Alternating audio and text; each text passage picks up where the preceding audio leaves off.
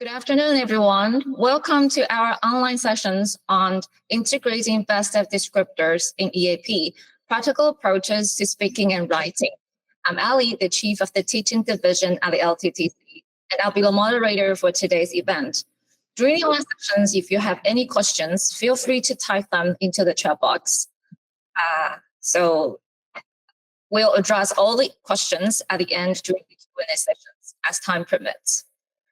So to start off today's sessions, we would like to invite Professor Sherry Lee, the CEO of the LTTC, to deliver the open remarks. So Professor Lee, the floor is yours. Okay, thank you, Ali. You can hear me? Yes. Okay, thank you. Good afternoon, everybody. Thank you for joining us today for this session.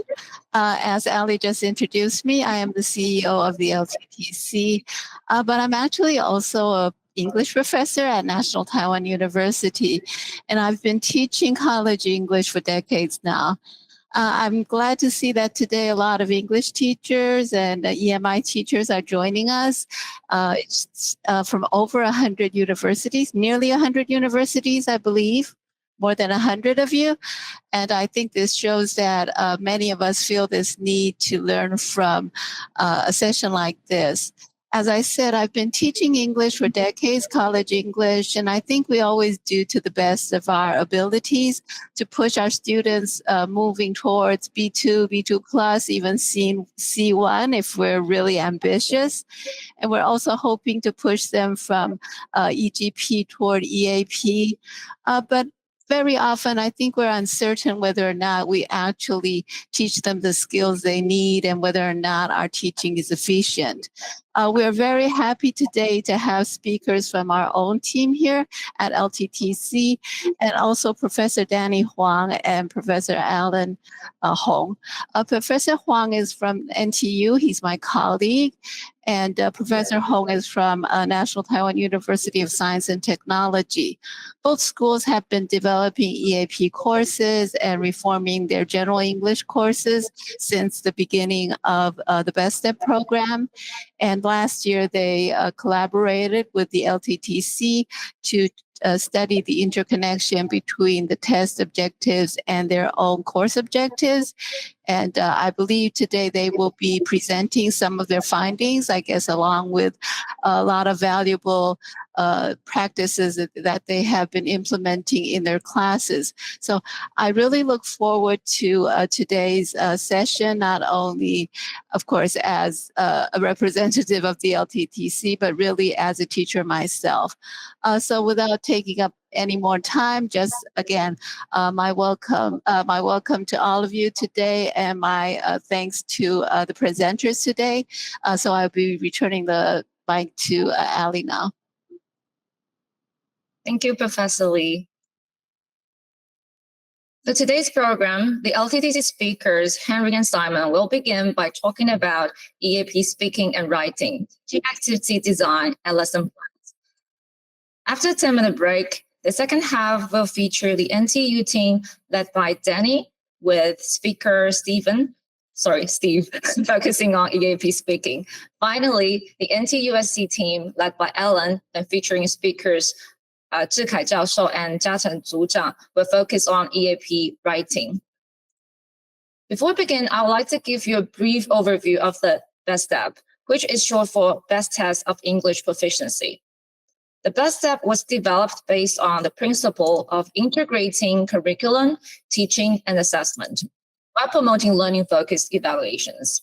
It aims to foster the English proficiency necessary for both EMI courses and effective international communication. Aligning these three components with clear language standards allows for tracking both students' learning progress and the alignment between curriculum and assessment. The test covers all 4 skills: listening, reading, speaking, and writing. Let's begin with the speaking test. It consists of 3 parts, and today our instructor Henry will focus on part 2, expressing opinions. You can see the test description and functions displayed here. For can-do statements in part 2, students should be able to talk about information or experiences related to daily life and learning in clear, intelligible English. As for test focuses, the task requires test takers to talk about information experiences related to daily life and learning. Due to time constraints, I'm only sharing a portion of the can-do statements and test focuses for now. You can now find a link in the chat box that will give you access to the full details. Now let's move on to the writing test. Later, our instructor Simon will cover part 3, writing an integrated essay. Just as you did with the speaking section, you can now take a quick glance at the task description and language functions here. However, once again, I'm only showing you a portion of the complete information. So you may be wondering how these performance descriptors for the Bestep were developed. This slide illustrates the process that was undertaken to create them. First, the LTTC research team conducted an extensive literature review. This review examined existing competency indicators such as CFR and China's CSE, and also existing EAP assessments such as IELTS, TOEFL, IBT, and Japan's TEEP. Then an expert panel was formed to identify key aspects of the descriptors. At the end of the process, a set of can-dos and test focuses for different levels were proposed. This set then became the foundation for the task design. If you would like to learn more about the Bestep, these 3 publications are part of our resources available for teachers and students. Henry and Simon will walk you through the materials in a bit more in detail later. Now, without further ado, let's start our first session. The instructors are Henry, Zhang, and Simon Pereira. Okay, good afternoon. In my part, I will briefly share with you in the roughly 30 minutes that I have, I will share with you how Bestep can be used to enhance EAP speaking teaching. So teaching EAP speaking through Bestep. I will cover 3 main points. The first one being the pedagogies and lesson planning through Bestep band descriptors. So by looking at the shared can-do statements, what sort of pedagogical inspiration or lesson planning ideas we may come up with. The second point I'll cover is I will share with you a sample lesson plan that the LTTC has generated, created for your benefit based on the Bestep speaking part 2.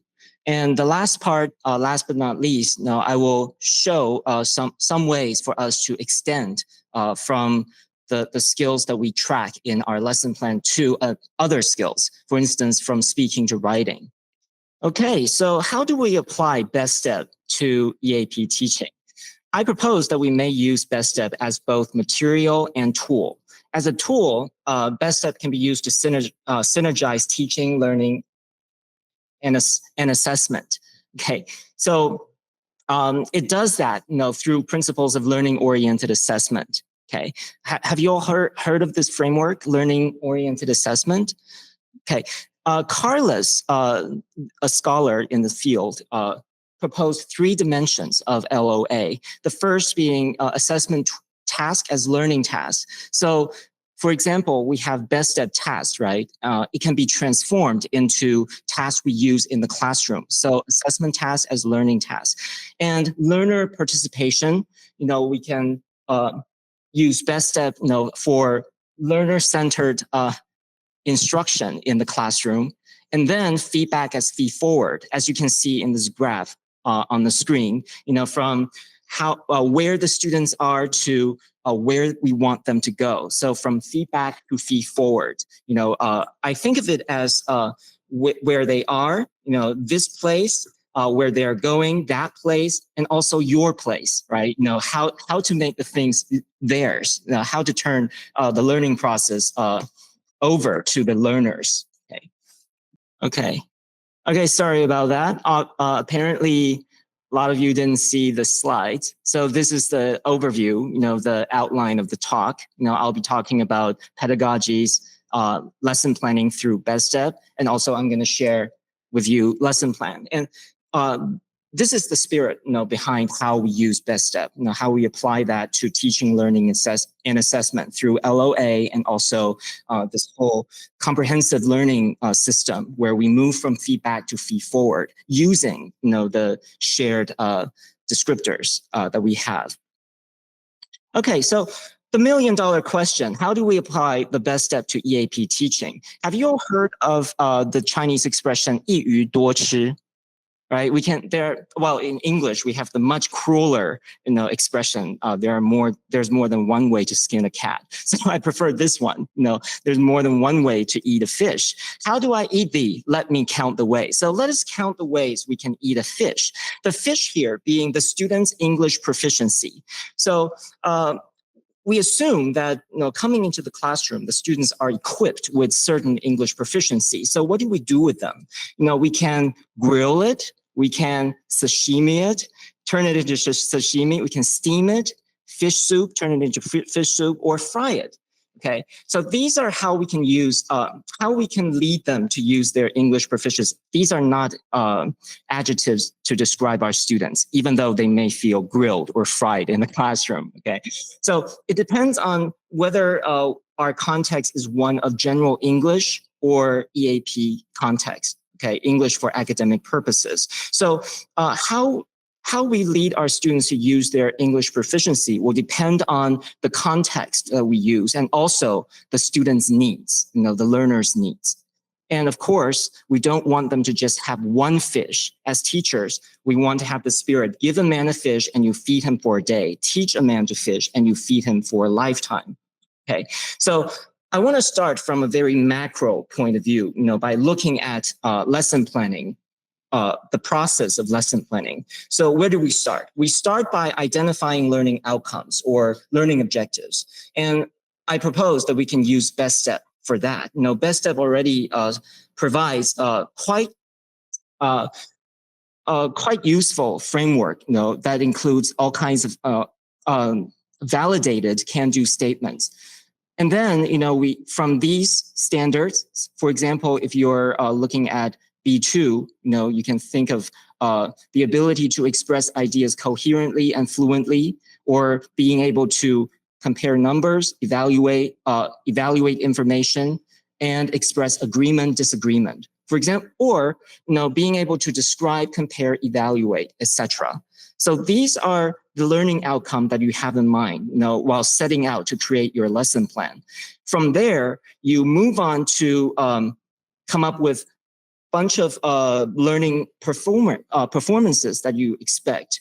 I propose that we can think of them in terms of language functions. For example, from the can-do statements, if the can-do statement says that the students, by the end of the course, the students are expected to be able to do this or that, you turn them into very specific activities or action phrases. For instance, describe and compare information.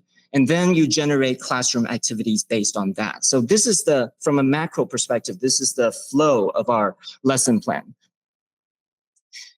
And you have all heard of scaffolding, right? Scaffolding is not only used for students. As teachers, while we come up with our lesson plan, we can also scaffold our lesson plan using something like this, right? You come up with a table, first you write down the learning outcomes or class objectives.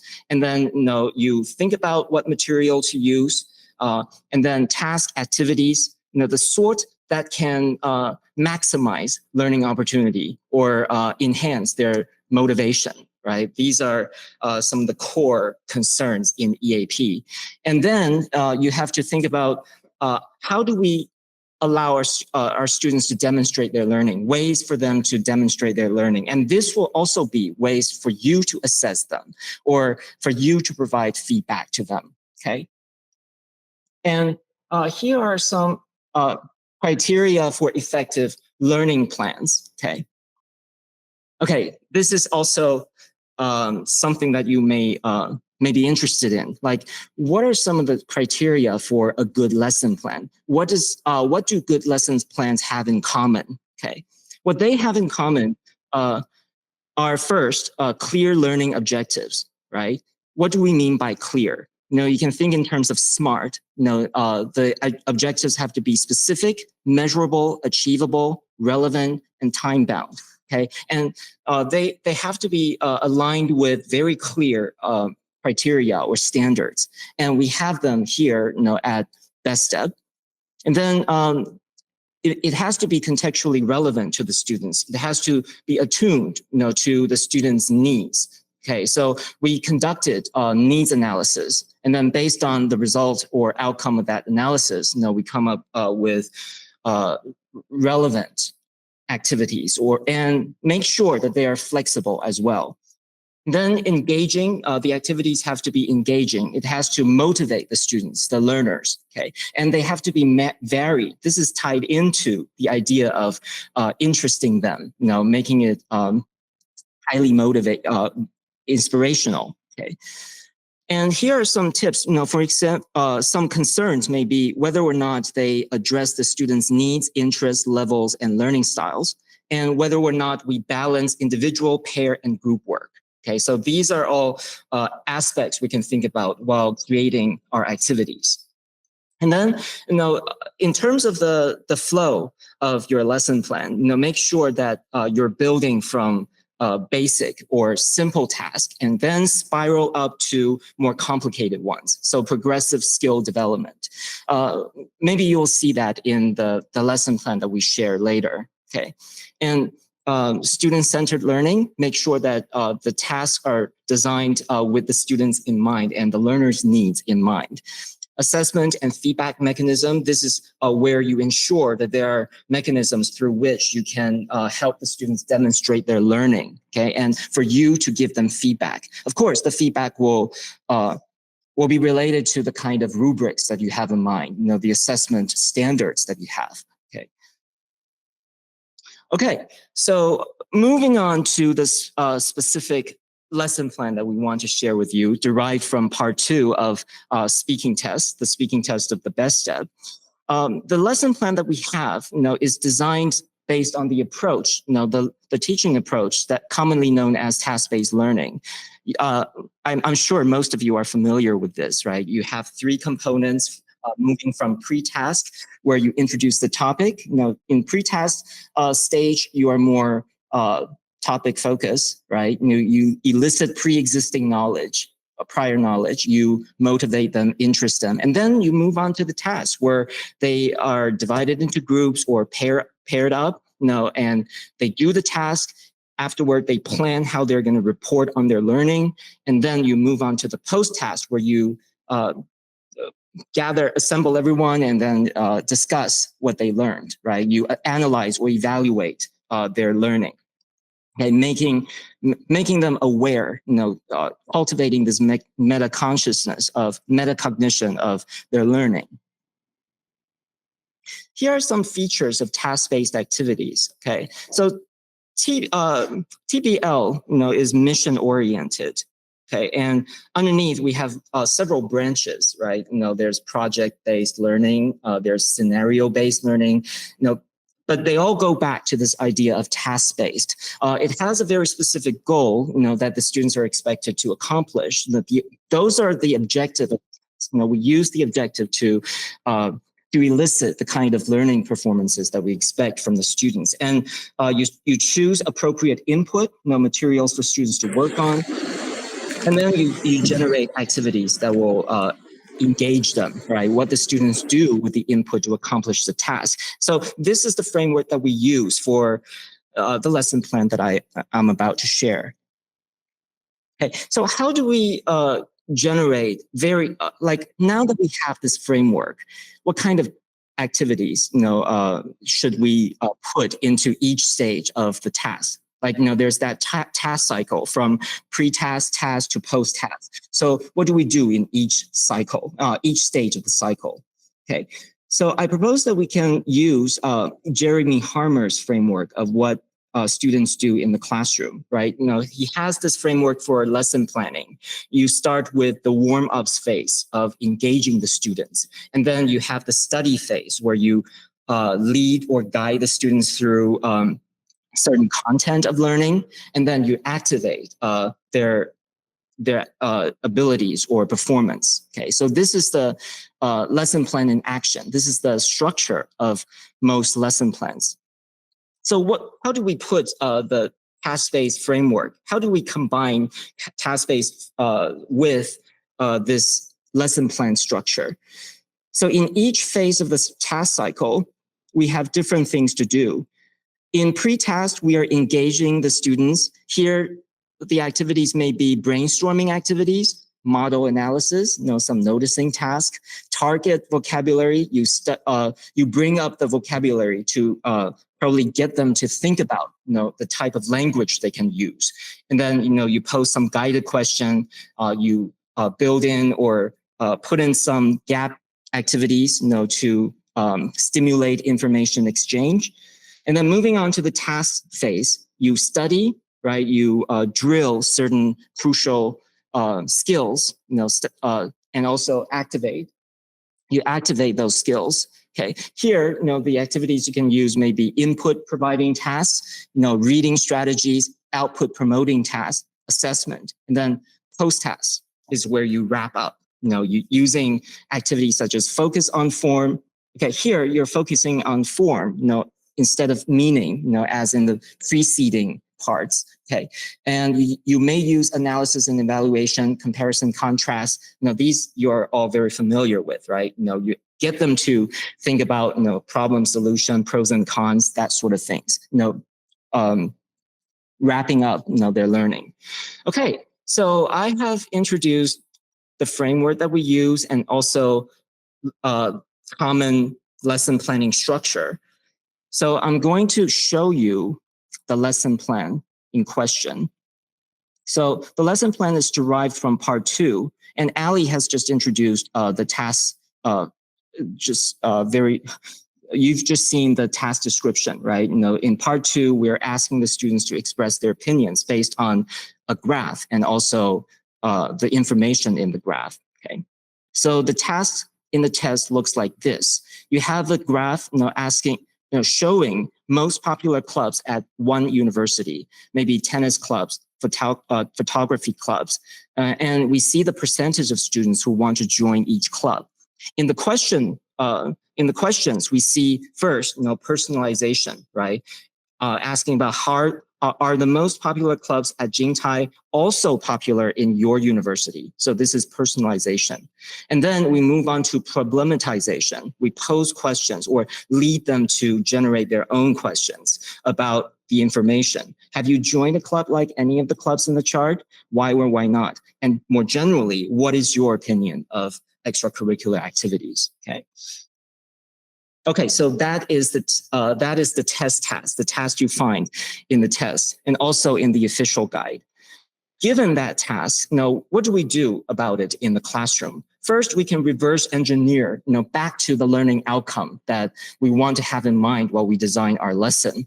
Okay, and we can be assisted with the competencies descriptors or test focuses provided on the Bestep official website. Okay, so for this part, the students are expected to describe or talk about information, exchange information, So what do you do with it? You pick out some verbs. For example, describe, talk, give a brief presentation, express. So these are the things the students do in the classroom. And then you pick up some noun phrases, right? These are the activities or genres. For instance, daily life and learning, familiar topics, textual and visual inputs. Okay, so you have the verb, you have the noun phrases, you know what to do with them, right, in your lesson plan, the activity, and also the materials that you use for the activity. Next step will be to contextualize the descriptors. Think about the connections between those descriptors with what the students actually do in universities. For example, having group projects, group discussions, or extracurricular activities, etc. Okay, so now we have the descriptors, the can-do, the context. Next thing we do is to generate the kind of language functions that can help us think about what activities to create. Okay, so EAP language functions. Here in opinion expression, expressing opinion, it may be giving advice, suggestions, giving reasons, convincing and persuading, describing advantages and disadvantages, and then the language focus. What kind of knowledge of language is needed for the completion of such task? So I'm going to show you the specific lesson plan in question. You can download it, by scanning this QR code, or you can click on the link shared in the chat box. Okay. So this is the overview of the lesson plan. Title, what do you think, right? It's a here, it's a the topic is on going to grad school upon graduation, right? For college students, what do you do after you graduate from college? And here, we're asking about their opinion about going to grad school. The duration. Remember, we said that, we need to have very clear outline for our lesson plan. The SMART, right? Specific, measurable, and time-bound. So the time here, the duration is 100 minutes. Okay, think about how you're going to fit it into the class periods you have. The focus, the learning focuses here are this and that, okay? And CEFR level, EAP learning outcomes. For example, they need to identify and structure arguments, express opinions. Okay, these come from your reverse engineering process, right? From the test, you come up with a set of language functions you're going to track, through your lesson. Okay, going back to this tripartite structure, starting with engaging the students.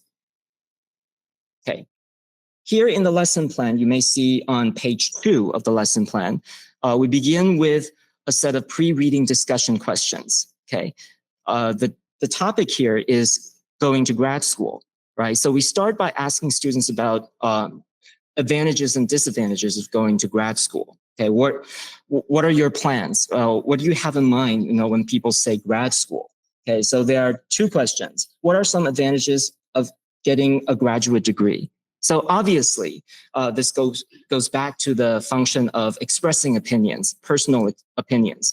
But there are 2 ways we can do, in coming up with lesson plan. One is to directly parallel, come up with something that directly parallel what you already have in the text, right? And the other one is to go a little further. So the direct parallel is these questions, right? Asking about their opinions on certain topics. And then how do we go further? I'll show you later. So aside from giving their personal opinion and exchanging opinions with their peers, we're asking them to read about other people's opinions and then compare their opinions with their own. So this is the going further part. Okay, so at this stage, the engaging phase, we're asking a bunch of warm-up questions, having them express their opinions on a structured way, or engaging in discussions and turn-taking, right? Turn-taking in conversation. And in the worksheet, we have this chart for them to take notes of some points from their discussion. For example, advantages, disadvantages. This will come in handy later when they compare their own opinions with other people's opinions. Okay, so we're not just doing something similar to the test. Of course, that's important. That's the core skills. We're also, for variety's sake and for further practice sake, doing something little extra. Okay, going into the study phase, we need to build up the kind of language they may use, the vocab or the grammatical structure they may need in expressing opinions. So how do we do that? We do that on the sentence level and also on the text level. On the sentence level, we ask them to do a vocabulary exercise first. Okay, they need to match the vocab, into their respective context. So we provide with separate, unrelated context, asking them to choose words that will match the context. Okay, so that's vocab drilling on the sentence level. And then we have the text level vocab building. Okay, so we ask them to read an authentic, like semi-authentic text, including a blog post and also people's comments on the blog. So it's a multiple text sort of reading text. Okay, and this will serve as a model for them later, in their own expressing of opinions. So we see how other people express their opinions. There's the blog post and also comments on the blog. So a couple of ways to express pros and cons or agreement and disagreement. Okay, so we have the sentence level drilling of language, and we have the text level drilling of language, modeling for them how they can do the task themselves later. Okay, after the reading, we have a group discussion period where we ask them to not just reflect on the information provided in the text. Well, in EGP, you do that, right? In reading comprehension, you test about their understanding of the details or the information. But here, we're asking about the positions or the opinions. This goes back to the EAP skills that we're focusing on, right? So they need to discuss the writer's feelings about graduate school, basically their opinions. And we want them to pay attention to the biggest advantages and disadvantages. And while doing that, they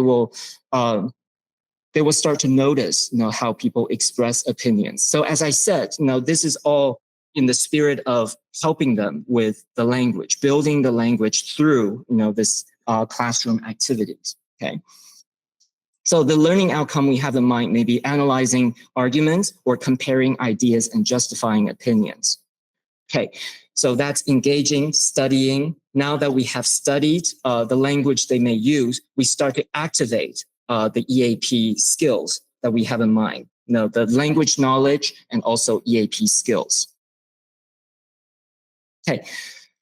A couple of common types of activities we may use in activating their skills. Going back to the task-based framework, we may use gap activities. There are 3 types of gap activities we may use. Information gap, right? You give them separate information or the same information with a little twist, right? Built in.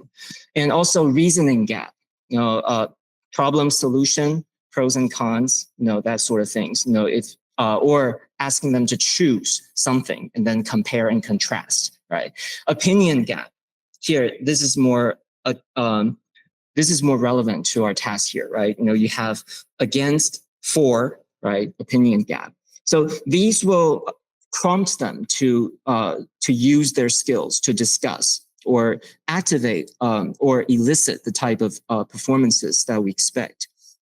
Okay, so going back to our lesson plan, we have in the worksheet a chart like this. So in the chart, they need to first sort out or organize the notes taken at the beginning of class, through their warm-up discussion, right? Remember, they talked about their opinions on grad school, and they had some notes taken in that period. So they need to first, put them here, and then, compare them, pair that, juxtapose it with the notes they take while reading the text, okay? And the outcomes we expect here will be comparison and contrast, or synthesizing information from different sources. Okay, so that's basically the main body of the lesson plan. But we also have, so with that main body, we already help them with the core EAP skills, focused in this lesson, which is expressing opinions. But if you want to go a little further, you may think about other elements in the test. For example, the graph. What do we do with the graph? We can come up with a new graph, based on the new text. But we can also reverse, right? Reverse the process of graph reading. How about, we gather information and we create our own graph, right? You learn how to talk about graphic information by doing, right? Learning by doing. So here, it's this idea of learning by doing that we have this activity, asking students to brainstorm their opinions about basically using the type of questions we already see, right? What's your opinion about going to grad school? And we have model answers, and we put them into the graph. We have like a scaffolding here, a graph they can fill in, right? They can fill in the information and then generate bar graphs, the basic type. Okay. All right, so now we have the pre-task, the task, moving on into post-task, where we discuss their learning with them, to foster explicit knowledge of their learning, right? They have performance, and we have ways of studying that can enhance their performance. And now we're helping them consolidate their learning or through their performance. So post-task, presenting opinions.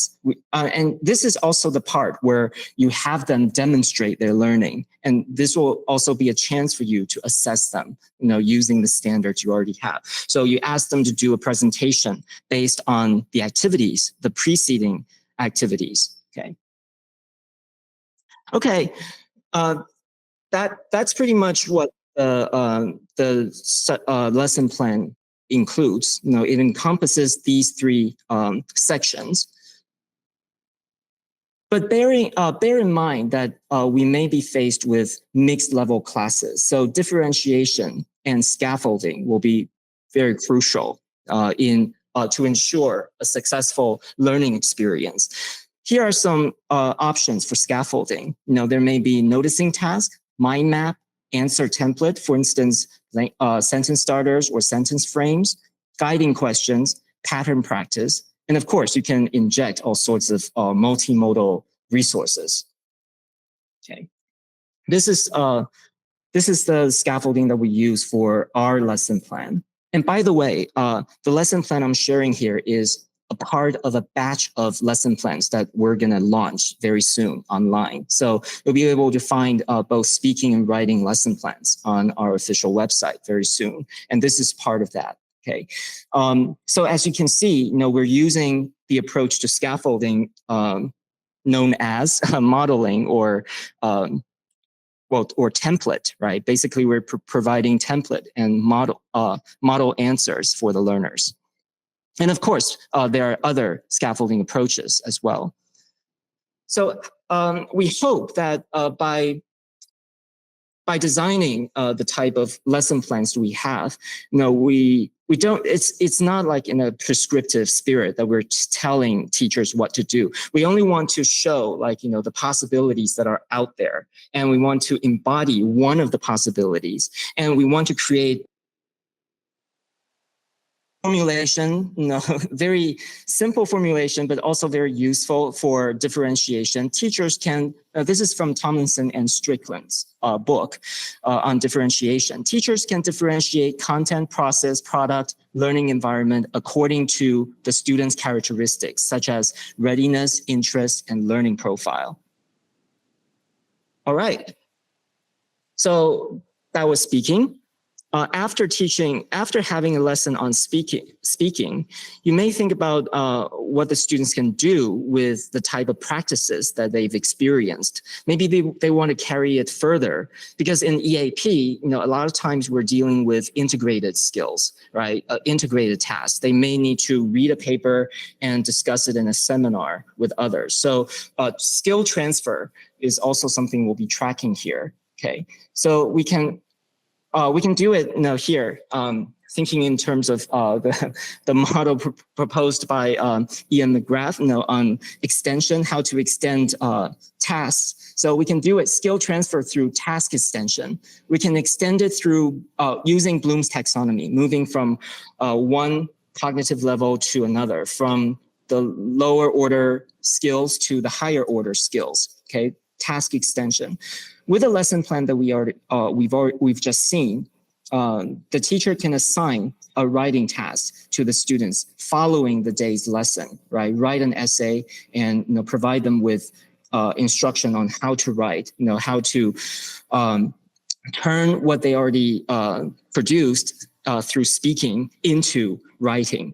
Okay, and you can make it a little more interesting, by referring back to Bloom's taxonomy, right? The different levels of Bloom's taxonomy, each suggests different activities. You can also, again, look at the verbs here, right? Apply, you have execute, implement, that sort of thing. Each of them,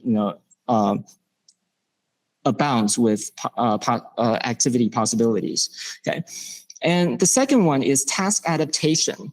Okay, the first one is extension, right? Direct extension. And the second one, task adaptation. For example, if the EAP skill is expressing opinions and we already have speaking descriptors, we can go back to Bestep and look at the writing descriptors and compare and contrast, the different things that are included. For instance, again, the verbs, describe and talk about. And in writing, we have also writing, summarizing, expressing, describing, and bearing in mind that they all have very different conventions, right?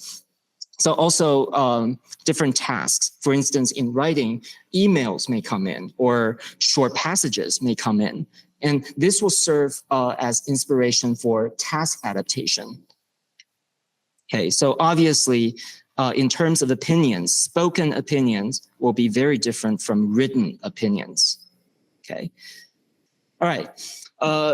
To conclude, I want to talk about how you may use the publication we're about to launch in your classroom. For example, the official guide here. You can find the test tasks, all of the test tasks in this guide, and there are very clear instructions on the test focuses, task types, and learning strategies, and you can use them directly in your classroom. For example, with this task, you can first have the engaging activities, asking some warm-up questions about what they see in the book.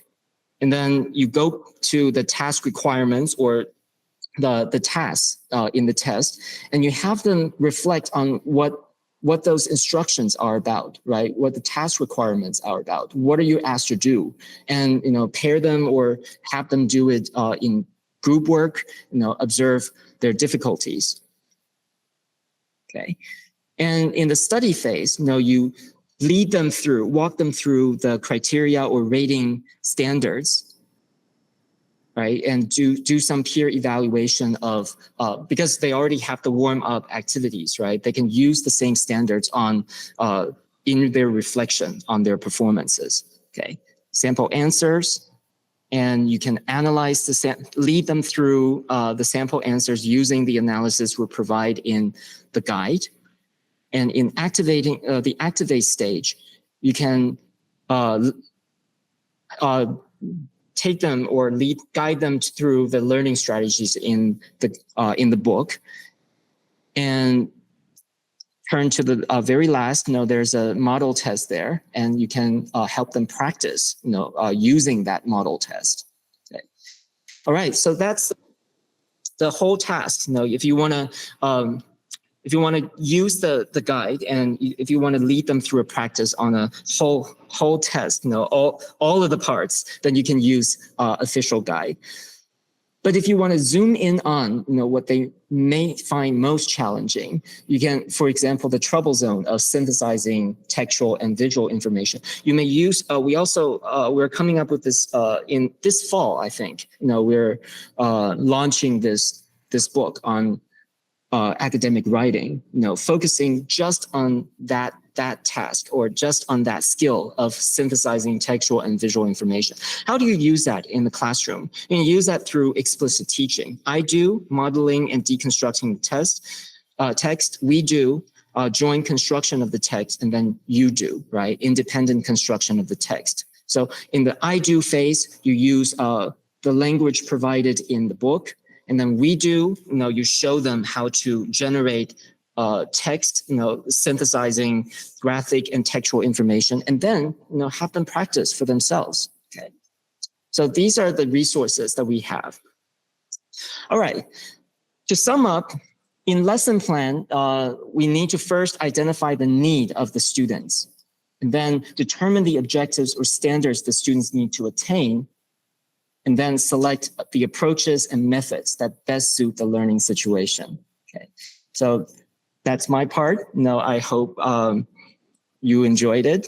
Now I'll invite my colleague Simon. All right, that was a smooth transition. I hope nobody noticed. Okay, all right, where are we? Am I pressing on here? Yeah, okay.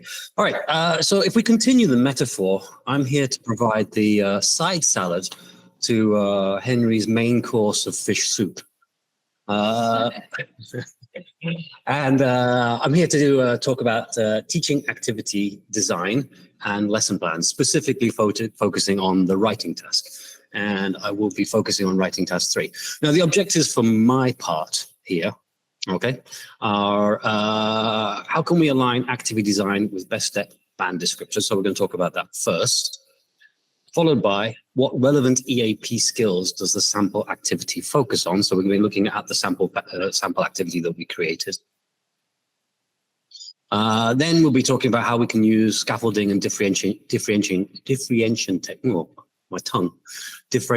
techniques with our activity, which will be an extrapolation of what Henry's already talked about. And finally, can I create my own activities or extension tasks of a similar vein to what we've been talking about? Okay, so first of all, how can we align activity design with Bestep band descriptors? Okay, so we're going to situate what we're doing first. Okay, so the activity that we've designed follows the teaching learning cycle. This is by Fees and Joyce, and it's a typical EAP teaching methodology framework, essentially, and it's used a lot with like discovery methodologies. It's used with ESAP and EAP for undergraduates as well. I like it. So basically what it focuses on, first, you're talking about building the context. So this fits into kind of TBL and PBL with the warm-ups and things like that. You build the context. Then you model and deconstruct the text to give the students a model to follow. Because as we know, humans learn through mimicry. Okay, we have since the beginning of time. As long as there's been human evolution, there's been mimicry. And this gives the students a heuristic, a process to follow, a model to see and a process to follow as they're attempting to cope with this activity. Followed by that, you have joint construction of the text. So this model fits into social constructivist ideas, philosophy behind EAP. So it's all co-construction, and the idea is consciousness raising. Once you've done joint construction of the text and analysis of it, you have independent construction, which fits into Henry's idea of I do, we do, you do. And then finally, you get linking to related text. Now, texts here is a broad definition of the word, what text is. It can be any kind of text. Okay, kind of fitting into the more kind of Swalesian and Highland idea of what a text is. So today we are focusing on part 3, the integrated writing. Now this task, this activity is aimed at B2C1 level. However, in our version of it, there is a lot of scaffolding involved for students who are lower, of lower proficiency or ability in some way. Now, the scaffolding there is there to provide them with the structure, the framework, so they have the sentences and they just have to substitute answers as they go through. And then we've got the Bestep descriptors. So we've got the teaching methodology, we've got the task, the CFR level, and we've got the Bestep descriptors. Here we're looking at what exactly we're looking for. So summary. So essentially we're talking about summarizing. We're talking about integrating information from different sourcing, so synthesizing. Okay. Coherent and well-structured and well-supported. Okay. So language things. Okay. Again, integrating information, textual and visual inputs. Stating a position and presenting an argument. Okay. And using appropriate evidence. So this is kind of the descriptions that we're looking for. So pretty standard for academia. If we look at the task description, we have something similar. Okay, summarizing, integrating, textual and visual, abstract topics, express personal opinions, and then supporting with supporting arguments. So these are kind of the descriptions of what we are looking to achieve and what we are looking for our students to achieve. There's a QR code here, and you can see this QR code will lead you to Google Drive, I think. Where they have the lesson plan and the worksheet. So there's two elements to it.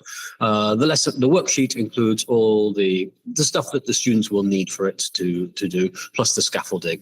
The lesson plan has suggestions of a methodology for the teacher to follow. It's got like the duration, the time, various suggestions for activities and extension activities as you go through. They are just suggestions. Again, as Henry said, we're not trying to be prescriptive here. We're being more descriptive and saying these are the possibilities that you can do with this. Okay, so what relevant skills does the sample activity focus on? Okay, so if we deal with the overview, so just the general description of it to see whether we are aligned with our best step and our EAP framework, we've taken out the descriptors, and you'll see the descriptors are the test descriptors on the left, and the task overview on the right. Okay, so we've got an abstract topic, dealing with conflict. Okay, this is an abstract topic. A general topic which can lead in many directions. Okay, we've got summarizing and synthesizing information. Synthesizing, and most important, is dealt with in the overview. We've got textual and visual inputs, two different charts, which are mentioned. And finally, you get expressing personal opinions, presenting an argument, and supporting details. Okay, in the overview, you've got selecting information, reasoning, and opinion-based support. Okay, if we move on from the overview and you get to the warm-up discussion, we'll go through section by section. So there's 5 sections. A couple of sections have 2 parts to them. But what do we want? What are we looking for at each stage? Well, a little bit like Henry's mentioned with the TBL. So our warm-up questions, what are we trying to do there? Well, we're trying to stimulate prior knowledge first and foremost. Okay, in this case, synthesis. Okay, synthesis is our main focus, what we're trying to do. Now, synthesis is an abstract topic which at university, a lot of students, certainly at undergraduate level, won't necessarily understand what exactly that means. They tend to understand it more at graduate and postgraduate level. Then it becomes kind of old hat to them. But at this level, they may not know what it means in an academic context. However, synthesis occurs in almost every aspect of life, whether you're going shopping, whether you're buying clothes, whether you're talking about what to do with your girlfriend or boyfriend at the weekend. There's some kind of synthesis going on. So the idea here is to stimulate prior knowledge of situations where they have had to synthesize things. Okay, to introduce key terms. Okay, at this stage, you can introduce key terms, provide the definition for what they will use later. Okay, big picture to small picture, big picture general to specific. So what we're talking about is something kind of esoteric, something general, something large, but bringing it down to their local level. And being able to talk about it on a local level, then possibly generalize back up, which is, I mean, it's a standard for kind of any journal paper or any kind of scientific paper or any experimental research, where you're going big picture to small picture. Okay, and also to localize and focus the students on what they are doing today. Okay, localize, bring it into local kind of area, something that they can actually talk about instead of like abstract general terms, and focus them on the task at hand. Next stage is the model text and analysis. So in stage 2, the next thing you're going to provide them with is the model text. Now you provide the model text essentially as a model to follow. That's the idea. And the idea is to make this explicit. Okay. So that the students know that this is a model. If they follow it, they'll do well. If they don't follow it, well, we'll see. Okay, and it is a model heuristic of the process that they can go through. So it's not just an outcome model. It is also a process model. Okay, this is often comes with the comprehension questions. The comprehension questions will be set in an order that essentially it's what the teachers use when we're marking. Okay, first we look, do they have a topic sentence? Yes, they have a topic sentence. Have they got 3 major supports? Do they provide minor supports to their major supports? There's a conclusion. And the comprehension questions are usually set like that.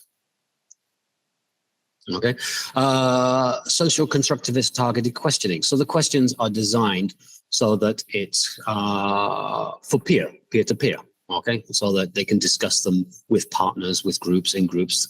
They can come up with them individually and then compare to see whether they have the same answers, and they can work together to arrive at an answer.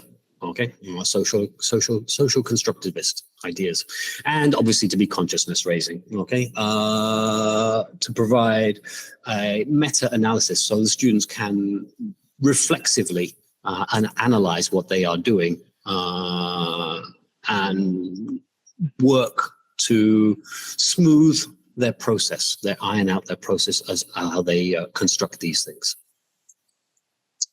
The next step is the lesson, the actual graphs. Okay, so the summarizing the text. Now, at this stage of the lesson, it's joint. So they will do something together. So two people or a group of people, a small group of people, will work together to synthesize, to create the text.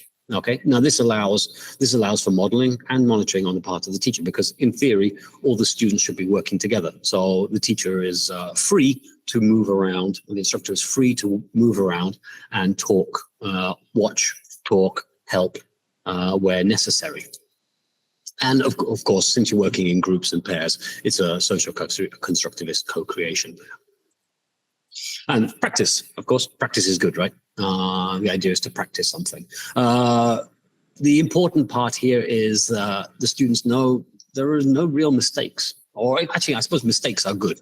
The idea is to learn, right? If you do something perfectly all the time, then you learn nothing. The idea is to make mistakes and learn from your mistakes. So putting them in groups helps to lessen the anxiety, shall we say, of producing something on your own and then having it peer reviewed by people. If you're doing it in groups, misery or blame is shared amongst the group. Okay, and it's reflexive because you get to, because you're working with somebody and then maybe comparing or something like that with another group. It's reflexive because you get to look back on what you produced and analyze it through somebody else's eyes in real time, essentially. The next stage is personalizing and localizing. So once you produce something, and they've analyzed it and they've gone, now you have to work individually. So what we need to do here is, in our example, the example is based on conflict. So the students get to talk about conflicts in different varied aspects of conflict, how it occurs in different parts of life, different aspects of life. So study-related, communication, living arrangements, and so on and so on. And this allows for analysis and evaluation. Okay, what do they know? Where does analysis? Where do they know about the conflict that occurs? Where don't they know about conflict occurs? Where haven't they thought about? And it gets to them to analyze their own lives and the lives of students or whichever area you wish to focus on, and it helps for understanding and application. The application, which will follow next, is where they create the content themselves. And also here we're talking about individually, so we're taking it from the generalized to them specifically. Okay, where does conflict occur for them in these areas? And there's a lot of room for exploration there. Finally, there's content creation. So once they've talked about it and everything like that, then you have the writing prompt, and they get to write something which is in line with the Bestep content, the writing task 3. Okay, and of course it allows for teacher monitoring at this point in time. Now, once they finish this, you have peer review. So this peer review and peer review questions are set up where they can compare their work with others. Okay, and look for elements that they've included, not included, and the questions are set up for what are missing, what's not good, what could be better, that type of thing. Okay, so this is for the form of reflection or reflexive co-creation. Okay, and it also allows for targeted feedback, where the teacher can target certain aspects of the writing to provide feedback for the students.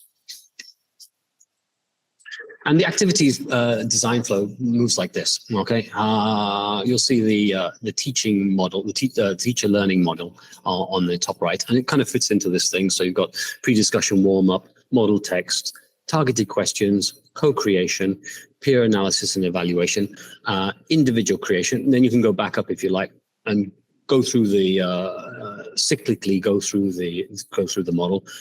So you could go back up to peer analysis and evaluation if you want, or you can move down to teacher evaluation and then move on to something else.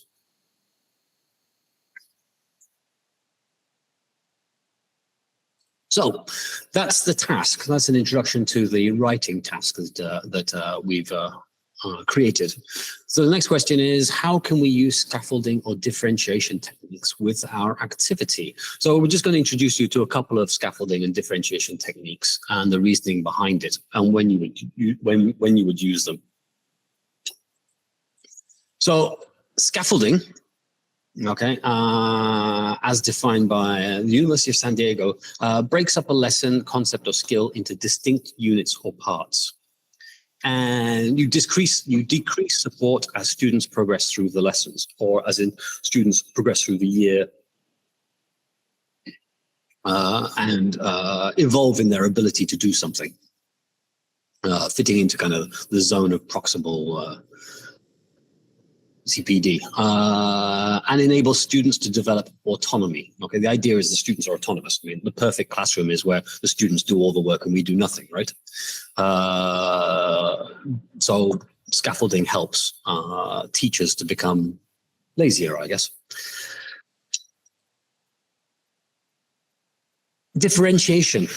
So in terms of differentiation, we're differentiating the methods of the learning. So you're cutting up something into different aspects, or you're coming at it from different ways, because different students have different ways of achieving something, and so this is what differentiation is.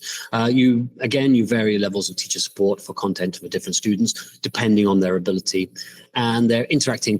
The idea is that they're interacting with the course or the content in the most comfortable and effective way for them, okay, or the most necessary way for them, depending on what you need them to do.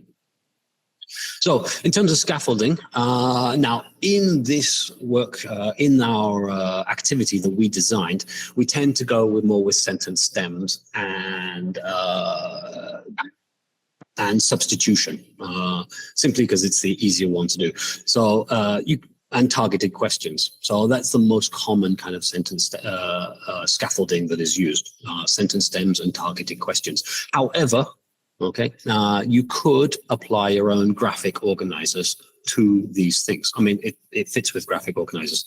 Obviously, it fits into the typical model of an academic paragraph with topic sentences and major and minor support. So there obviously are graphic organizers out there specifically designed for that. So this is easy, something that would be easy to do. Or mind mapping. Mind mapping is also useful for as a graphic organizer for the students to follow. And you can provide as much structure as necessary in a mind map. You can provide them with a blank piece of paper, or you can give them a mind map where they just have to fill in the details. Okay, all of this is possible. Another form of scaffolding would be changing groups, changing the environment in some way, the seating arrangements. So there are many ways to arrange your room, okay? And each one will have a different effect on the environment and the amount of communication between the students. Look, if you look at the two examples that we've got below in the picture, you can tell that the one on the left would be conducive for, would be encouraging for students to talk to each other. The one on the right may be a little more difficult because they're in a row. It would involve turning heads, and that's exhausting, isn't it? So communication, it kind of affects communication, the seating arrangement, hearing, obviously, concentration, okay, and the community, the students' community themselves, because you want your students to bond together. If they bond together, they work together because they're less anxious, they're less fearful of their peers, and they'll work together more. So you're trying to bond your students. Certain seating arrangements will help you bond your students. Certain seating arrangements will help you keep them apart, kind of divide and conquer, if that's what you wish for. Here's the examples of the scaffolding that I used these are taken directly from the activity. You can see there's a lot of questions and there's a lot of sentence stems where you just have to substitute various things. So most of the sentence is there, but you'll just substitute the answers over and over again, and in different ways. So this is examples of the scaffolding that are included in with the worksheet. In terms of differentiating content focus, there are a number of ways to do that. Again, one of my favorites is the academic reading circle. Okay, this is a way to come at a text from multiple different angles. Okay, so in this example, you have the text, and then you have 4 or 5 people involved, depending on one. One's a leader, one's a highlighter, one's a visualizer, one's a contextualizer, and one's a connector, and they have to read the text, and then they have a particular job to do with that text. Okay, so the leader will summarize the text, okay, or summarize the findings or something like that, and then lead the discussion. It's their job to lead the discussion. The highlighter will focus on explaining vocabulary, and they'll focus specifically on explaining the vocabulary and give a little presentation on the vocabulary in the text. The visualizer will organize key information graphically or pictorially in some ways. They have to think about the information in a slightly different way and organize it for everybody else involved. Contextualizer will provide the background to the content, the context. And finally, the connector provides internal and external concept connections. Okay, so if we're thinking about the example that we used, the text will have a lot of background information to it, which the students may not be aware of. And this is a good way to divide up that task. And it helps, over time, it helps students to understand that when they look at a text, they have to look from many different angles at a text. This is not just about English literature texts. This is academic texts, science texts, social science texts. It's all exactly the same. Another way of differentiating, again, is Bloom's taxonomy, which my learned friend has already introduced. And this is a good way to tier the content. Okay, now tiered content helps to differentiate for classrooms because different students move at different levels. So some students will be able to complete all of the levels, where some students will not be able to complete all of the levels. For example, okay, if you're remembering, you basically have to just recall the basic facts. Okay, if you're understanding, which is level 2, we need to understand, why do those facts happen? Okay, what is the reasoning for the facts? Okay, this will help us with the understanding. Application. Okay, if we apply those facts to our environment or a different environment, would they change? Would they be the same or change? So we're applying them in some method. Analyzing. Discuss the facts based on the 2 following frameworks. So we've got 2 frameworks. Okay. Are the facts the same facts based on these frameworks? Okay. Evaluating. Based on your results from question 4, are the facts still the facts? So evaluate those facts. Okay. Are they good facts, bad facts? And finally, create new set of facts based on your understanding now. Now, if we think back to our worksheet that we used, we're dealing with conflict. Okay. Now, obviously, conflict changes through different environments. Okay, this would be something like a conflict in one situation. Is it the same as conflict in a different situation? Does it have the same rules? Does it have the same standards to it? And these can be examined by students in a tiered conflict.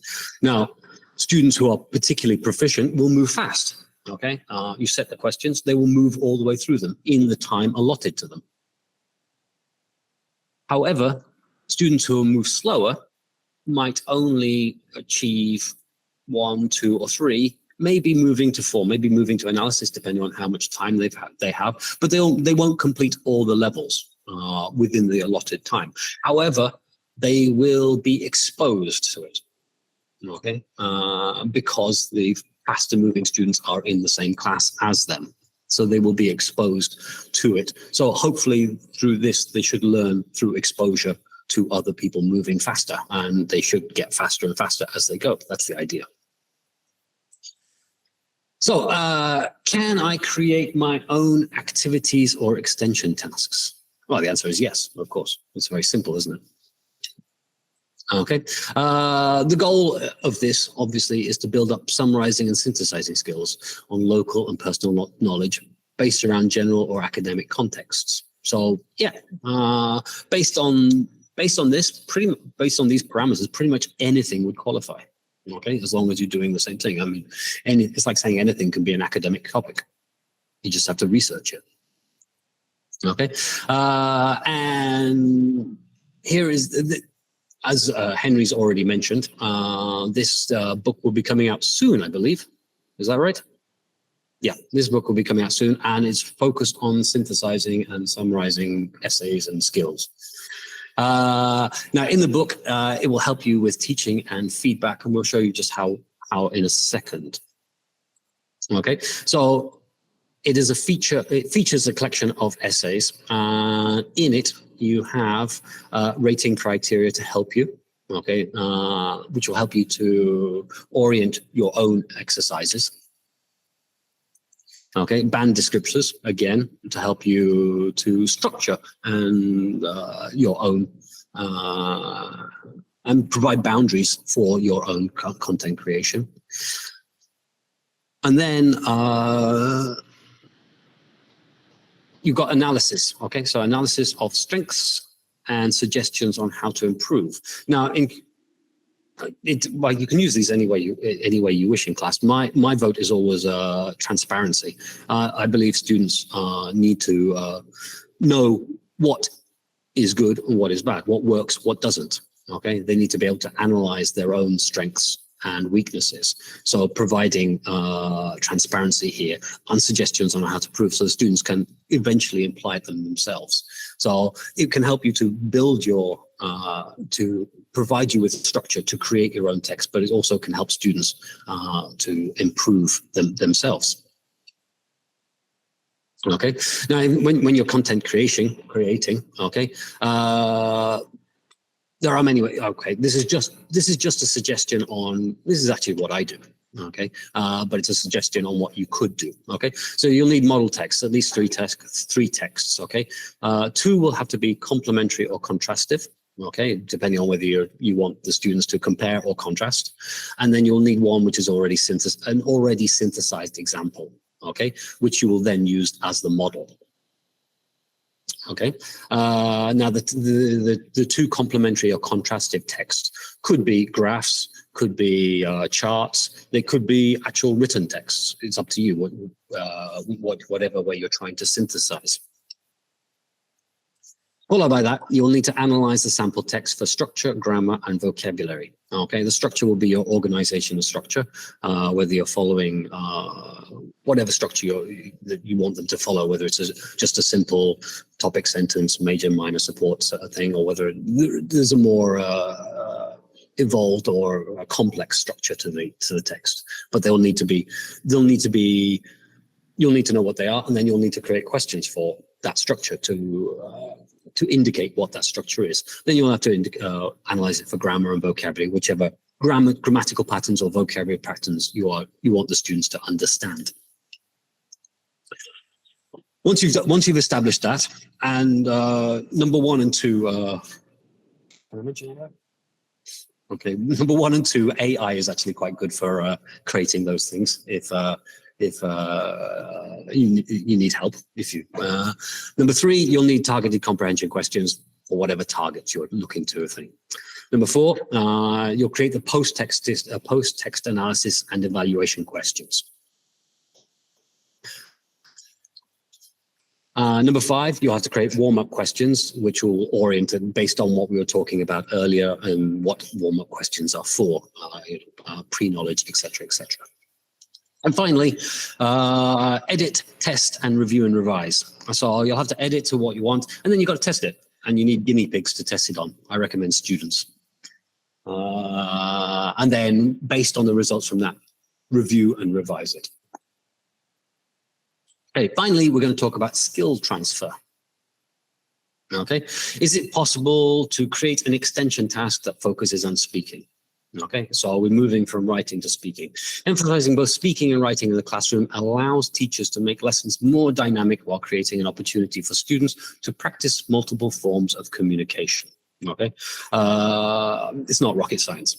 We know it integrated speaking and writing helps certainly to students to remember things. Okay, now the speaking part 3 again is a B2 C1 level, so we're aiming at that kind of level, and it has many of the descriptors that were involved in the writing. So we've got integrate, textual and visual, abstract topics, summarize key points, presenting an argument, sort of supporting details. So there's a lot of complementary descriptors for both parts. So in theory, one should be able to move easily into another. 2 ways to do it. One is pre-prepared, and the second is custom-made extension activities. And we'll go through them very quickly, one at a time. So in terms of pre-prepared, well, pre-prepared is pre-prepared. So it's easy. Okay, you're just taking something that somebody else has made and you're applying it to your classroom. It has the pre-prepared stuff usually has defined outcomes. Hopefully you choose one which is complementary. The good thing and the problem with pre-prepared is they have defined parameters, as in they usually take a certain length of time. Sometimes you want your time to be flexible, but a pre-prepared lesson already has a time boundaries to it, so it's difficult to change those. Usually pre-prepared is level tested, so you know it's aimed at a specific level, and often they are scaffolded. So everything comes in a flat pack, kind of an IKEA box of a lesson, so which you'd be able to use. Custom made. Now, custom made has we'll go through the possible ways to do custom made. So for example, using our example, the students have synthesized and then they have to report that they've created this synthesis. Now, if you're taking it into a speaking activity, a possible ways to do it, they have to report on their process. One thing would be, how did you do this? Make a 2-minute presentation based on what you did. You're reporting the process. You can differentiate it through reporting on results. Okay, what were the results? Some students had to report on the process, some students on the result, some students had to report their conclusions they achieved. Okay, this is a way to differentiate the focus, okay, on custom-made activities. Now, the advantages and disadvantages of custom-made activities. Advantages are they are on topic. You create them for a specific topic, so they are on topic. Bespoke preparation, as it's custom-made for your class. Okay, and usually custom made for a particular topic in your class. Flexible. The time and the focus is whatever you need it to be. So they are flexible. Disadvantages is they can be less controlled because they are there's much less preparation. They're much less rigid. And you have to create it. You basically have to create the content yourself, create the scaffolding, and make sure that the students are in certain boundaries. So there are disadvantages and advantages to custom made. Okay, and final wrap up. Okay, so if we're looking at these examples, so what we're talking about here is the shared performance descriptors are the center, the anchor for curriculum, teaching, and assessment. Okay, so we've today looked at the teaching aspect of it, based around shared performance descriptors. Okay, and that brings me to the end of my salad. I will hand you back.